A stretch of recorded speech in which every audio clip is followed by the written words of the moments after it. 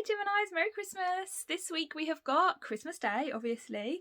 We also have the winter solstice and we are in Venus retrograde. So it's a little bit different this year because of Venus retrograde. So there's a big focus on relationships, on self-worth.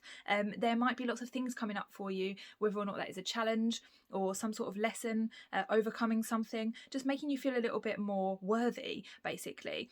So for you in particular, Gemini, this will be a lot to do with your communication. On the winter solstice, which is on the 22nd, you might start to feel a little bit more like, okay, I'm going to have some gratitude here.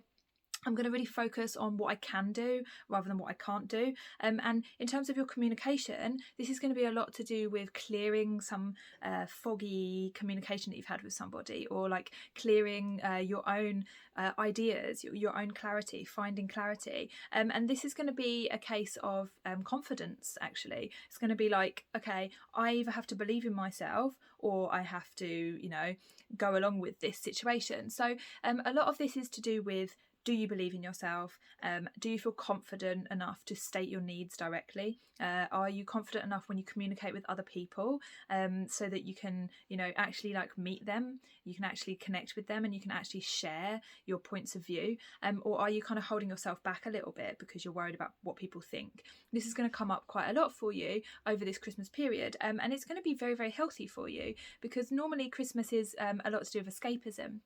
But with this Venus retrograde, you have got a lot of focus on, okay, how can I improve myself? How can I feel better in myself? And that's going to be really, really healing for you at this time of year. So let's see what your Christmas cards are.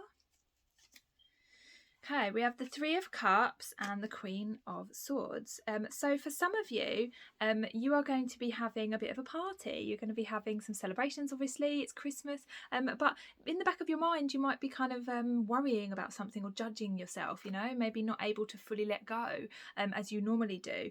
Or maybe you're just somebody that can never really let go and you're always kind of very, looking to what needs to be done or taking care of people, being very responsible. You've got a lot on your shoulders. If that's the case and you are resonating with the Queen of Swords, just remember that the Queen of Swords is one of 4 queens, right? So there is 4 of them, and one of them is to do with cups, is to do with pleasure, is to do with emotion, is to do with enjoyment. So when you let that other aspect of the queens come in, you become the whole queen, you become the empress.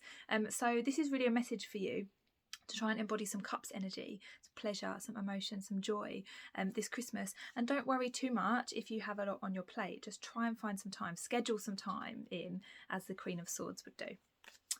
So let me know if it resonated. Have a fabulous Christmas. If you want a Christmas reading, there are links below. Otherwise, subscribe and I'll see you next week. Much love.